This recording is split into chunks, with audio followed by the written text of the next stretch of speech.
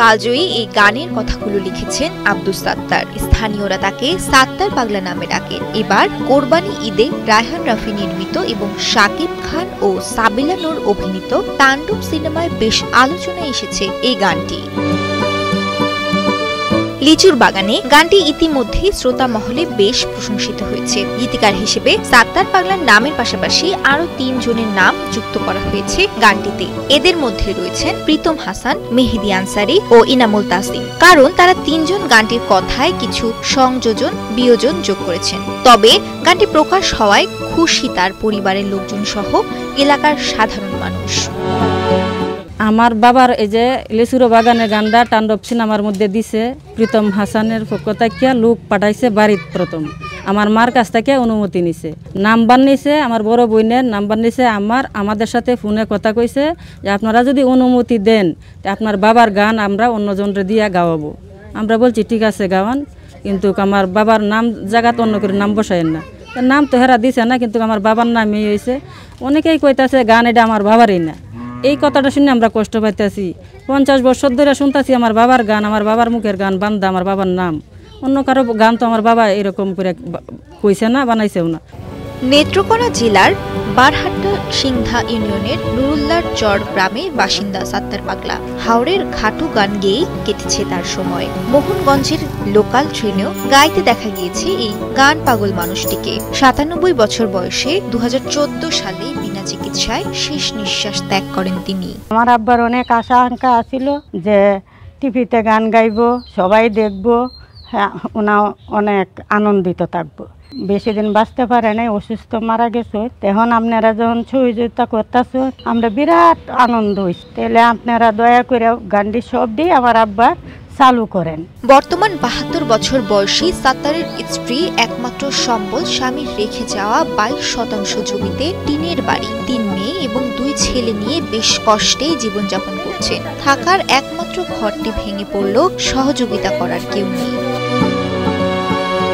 এদিকে তাণ্ডবের নির্মাতা রায়হান রাফির পক্ষ থেকে এই গানের জন্য মাত্র 20,000 টাকা দেওয়া হয় সাত্তার পাগলার পরিবারকে।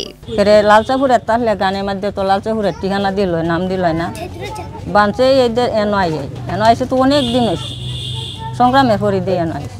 এই রাস্তার যাইলেও গান কইছে, সব কারণে হেলা গান কইছে, কত এই দেশে গ্রামে কইছে, বাজারে শহরে কইছে, এই ট্রেনের মধ্যে কইছে, কতখানি গান কইছে। এলা বান্ডেল থাকলে প্রতি সেনমানিতে টাকা বাঁচবে। বিকাশ সেনমানি বান্ডেল কিনে জিতুন প্রতি লেনদেনে।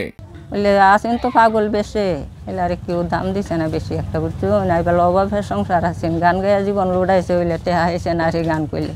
অহন যেমন ছাগলের গান এই যে ভাইরাল হইতাছে, আমরা অনেক ধন্য খুশি, আমরা জগৎ দুইরা মানুষের দেখতেছে, নাম হইতাছে, এতে আমরা আনন্দ আছি।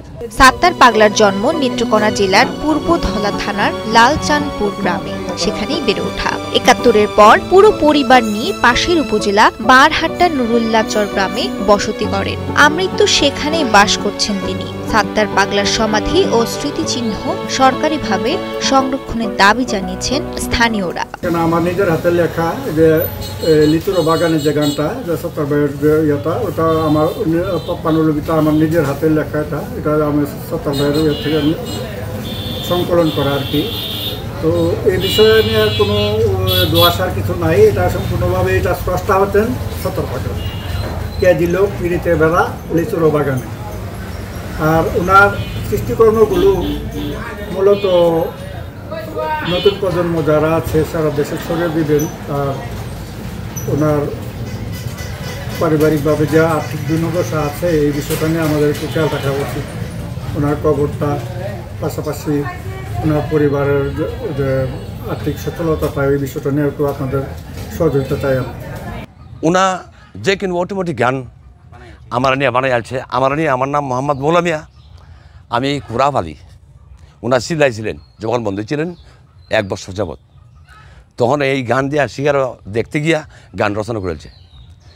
এই গানটা হইল মৌলা কুরার টপ টপ রাও করে দান কতের ভিতর, কুরার ডাক শুনিয়া মৌলার খাবে যে অন্তর, মৌলার বউ খুব সুন্দরী, পালা কুরা করে যে যতন, কুরা টপ টপ।